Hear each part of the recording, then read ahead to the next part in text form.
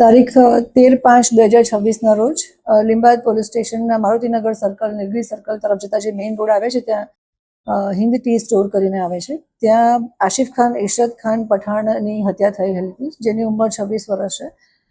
જે સમયે હત્યા થઈ હતી એ વખતે હત્યા કરનાર જે આરોપીઓ છે કલીમુદ્દીન શાહબુદ્દીન સિદ્દીકી, બીજા છે મોહમ્મદ દિલસાદ ઉર્ફે લાલા રઈશ અહમદ સલમાની, ત્રીજા છે મોહમ્મદ શાહજાદ નસીમુદ્દીન સિદ્દીકી અને ચોથા છે સોએબ ઉર્ફે સલમાન મચ્છી યુસુફ. આ ચારેય જણાએ છે આરોપી. એમાંથી જે 3 જણા છે એ લોકો મારવામાં હતા અને જે મરણ જનાર છે એમને અને આ જે આરોપીઓ છે એ લોકોને અગાઉથી અદાવત ચાલતી હતી. જે બાબતે પોલીસ તપાસ કરતા ખ્યાલ આવ્યો કે માત્ર જે 4 આરોપી પકડવામાં આવ્યા છે એ સિવાય પણ આમાં આરોપી સંડોવાયેલો હોવાની શક્યતાઓ છે. 5મા મહિનામાં મે મહિનામાં જ્યારે ગુનો દાખલ થયો એ પછી આશરે અઢી એક મહિના સુધી અમારી તપાસ ચાલી. અમે ઊંડાણપૂર્વક તપાસ કરી અને લીંબાયત પીઆઈ શ્રી જે ચૌહાણ છે, ડીડી ચૌહાણ છે, ડિસ્ટ્રિક્ટ પીએસઆઈ કેપી જાડેજા અને જેજી ચારણ અને હેડ કોન્સ્ટેબલ રાજુભાઈ હાલુભાઈ અને સાજનભાઈ કાનાભાઈની એક ટીમ બનાવી હતી અને યુવરાજસિંહ રાજુભાઈની.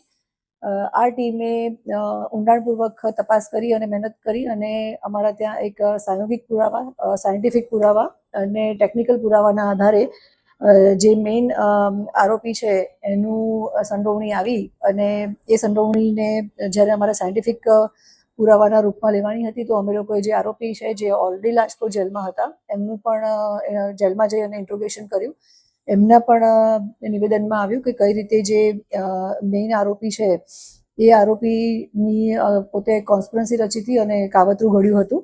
જે આરોપી છે મોહમ્મદ હાસિમ કબૂલ અહેમદ સિદ્દીકી, જે લિંબાયતમાં રહે છે, મૂળ યુપીનો છે અને એમનો એસડીએસ ટેસ્ટ પણ કરાયેલો હતો. આરોપીઓને પણ એસડીએસ ટેસ્ટ કરાવ્યો હતો અને પોલિગ્રાફિક ટેસ્ટના આધારે, સાયન્ટિફિક પુરાવાના આધારે અમને એક લાઈન મળી હતી અને બીજા સાયોગિક પુરાવા અને ટેકનિકલ અને સાયન્ટિફિક પુરાવાથી અમે લોકોએ આજે જે મેઇન આરોપી જેણે કાવતરું ઘડ્યું છે એ મોહમ્મદ આસિફ કબૂલ અહેમદ સિદ્દીકીને અટક કર્યો છે. એના વિરુદ્ધમાં અગાઉ પણ 20 જેવા ગુનાઓ દાખલ થયેલા છે, જેમાં 307 છે, 325 છે, 324, 323 આર્મ્સ એક્ટના પણ ગુનાઓ છે. એવા અલગ અલગ 20 પ્રકારના ગુનાઓ એના વિરુદ્ધમાં નોંધાયેલા છે.